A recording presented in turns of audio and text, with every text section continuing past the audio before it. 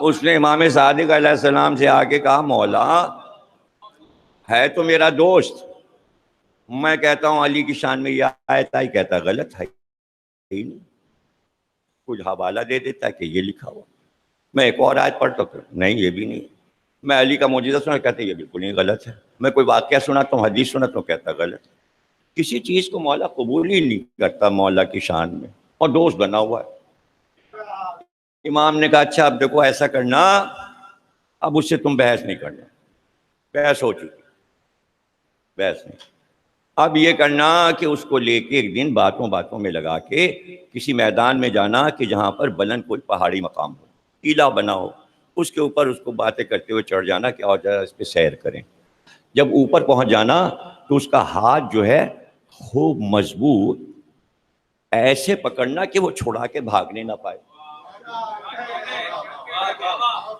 روز زور سے پکڑے رہنا، اور اس کے بعد ہاتھ پکڑ کے پھر یہ کہنا کہ جتنے فضائل ہم نے علی کے سنائے ہیں قرآن اور حدیث سے، اور جتنے واقعات سنائے ہیں، اگر وہ سب غلط ہیں تو آسمان سے مجھ پر آگ گرے، اور اگر تو جھوٹا ہے اور ولایت علی کا انکار تو تجھ پہ آگ گرے، بھاگ نہیں۔ اب وہ بھاگنے کی کوشش کرے گا، ہاتھ چھڑا کے، تم بھاگنے نہیں دینا، آسمان سے فیصلہ آئے گا۔ ہم تو امام صادق کی ایسی بات پہ بیٹھے ہیں کہ جو سچے ہیں وہ بھی کھل جائے گا، جو جھوٹے ہیں وہ بھی۔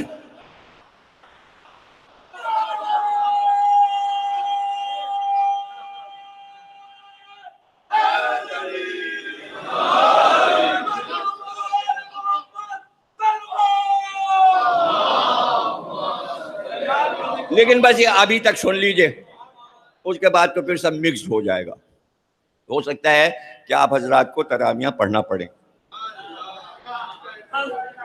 آرڈرز آ جائیں گے حکومت کے کہ بھئی سب لوگ تراویح میں شریک ہو،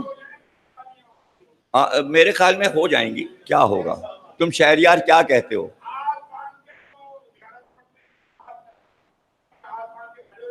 ہاں اچھا وہی تو میں کہہ رہا ہوں، کچھ شروع ہو گیا ہے، اتحاد شروع ہو گیا ہے، میں اتحاد کے خلاف نہیں ہوں، جو کر رہے ہیں بھائی کریں، ہاں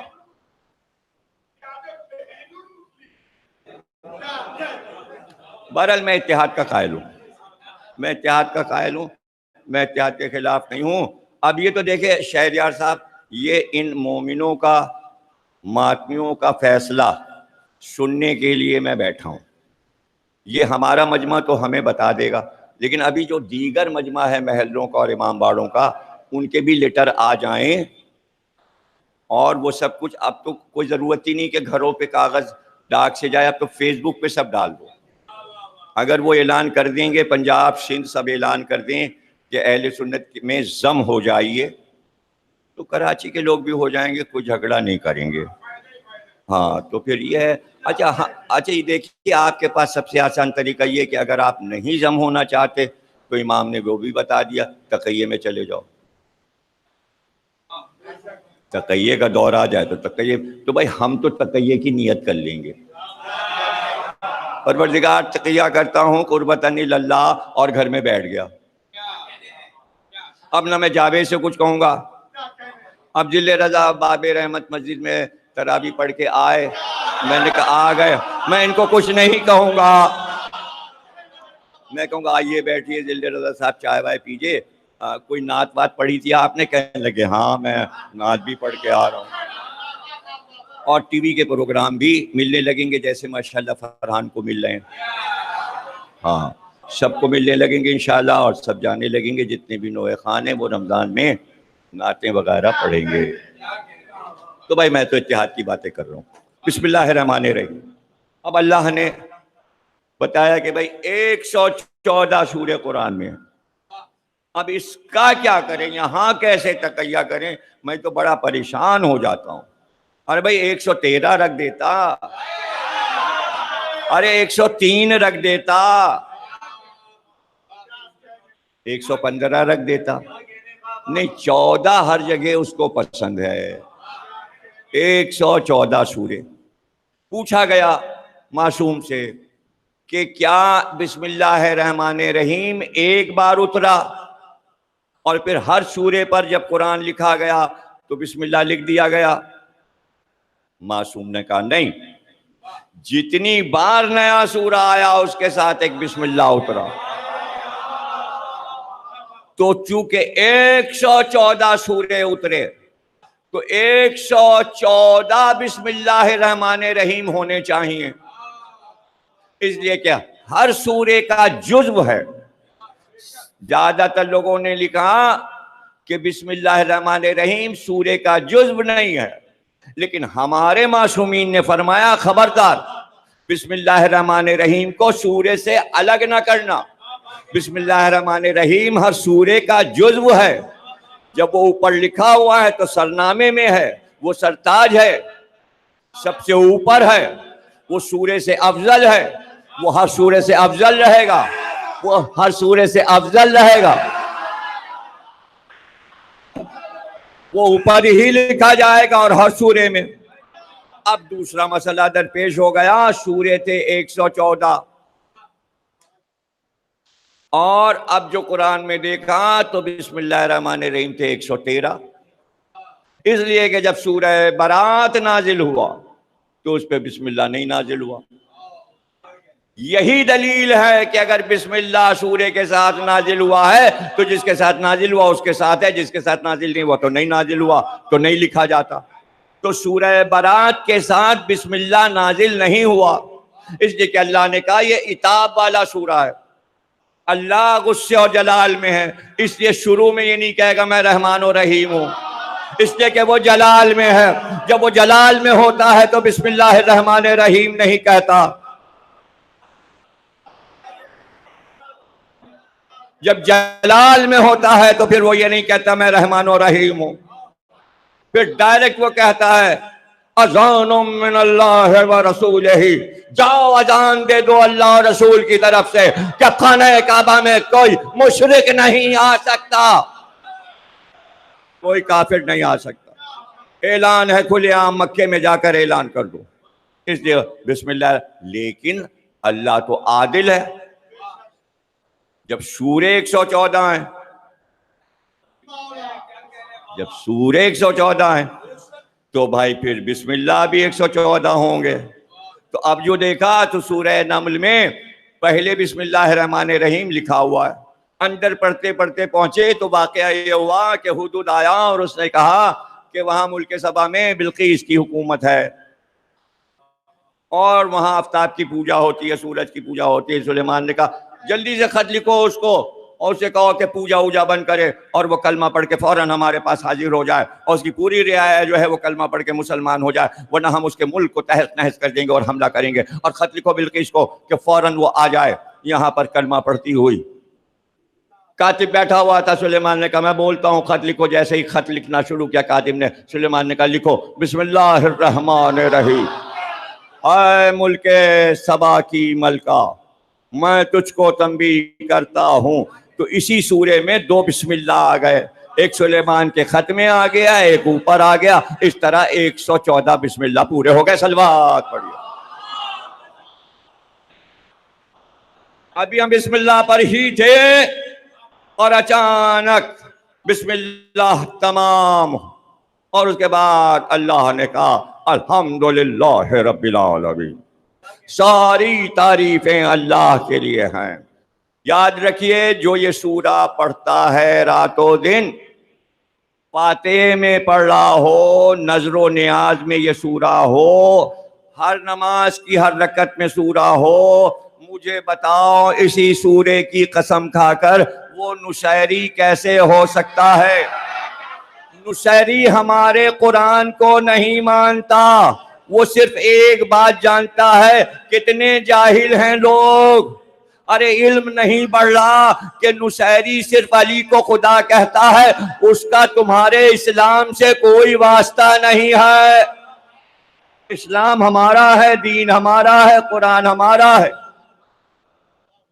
حدیثیں ہماری، وہ تمہاری حدیثیں نہیں پڑھتے، ان کی حدیثیں الگ ہیں، علی کی زبانیات ان کے ہاں الگ ہے۔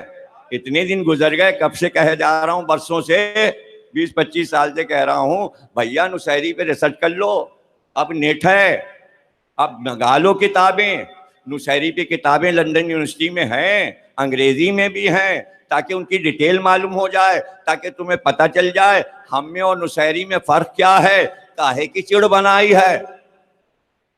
ارے بھائی ملنگ ایک فرقہ ہے، اس سے لڑنا ہے تو سیون جاؤ، بھشا جاؤ۔ اس میں سے ایک گروپ کو تصدق صاحب نے اپنے گھر بلا لیا تھا جشن میں، اس فرقے کے لوگوں کو۔ قوالوں کا ایک فرقہ ہے، شیعوں سے واسطہ نہیں ہے ان کا، وہ من کنتو مولا پڑھتے تھے، پڑھتے رہیں گے چاہے وہ قتل ہو جائیں۔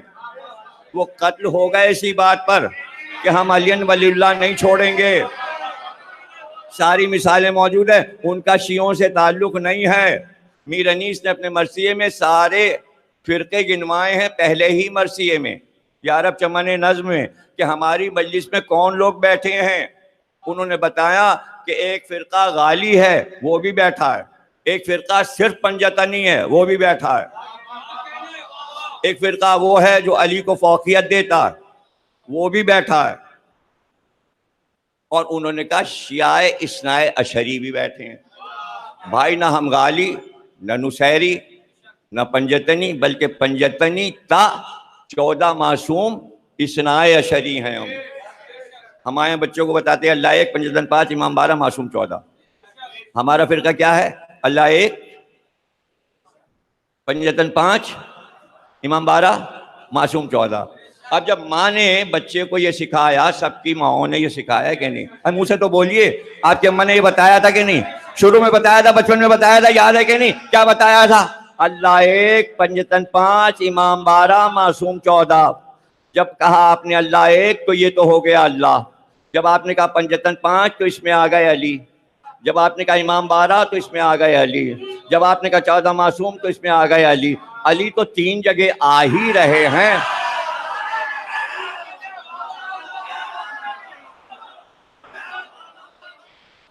تو یہ جگہ رہنے دیجئے، یہ تو ہے ہی، ہم لوگوں کی اماں نے بتایا ہے، ہم یہ جگہ نہیں بدلیں گے، چونکہ اماں نے بتایا ہے کہ اللہ یہاں ہوتا ہے تو ہم یہاں اللہ ہی کو رکھیں گے۔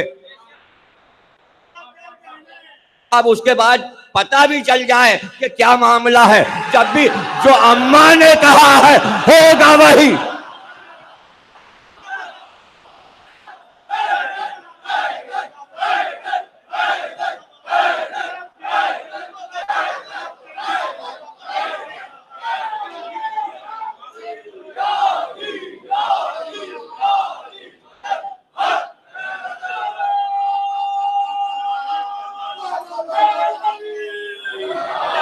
دیکھیے جہاد ہو گیا، عالم اسلام بھی کہہ رہا ہے جو اماں نے کہا ہے وہ ٹھیک ہے، ہم بھی یہ کہہ رہے ہیں جو اماں نے کہا ہے وہ ٹھیک ہے۔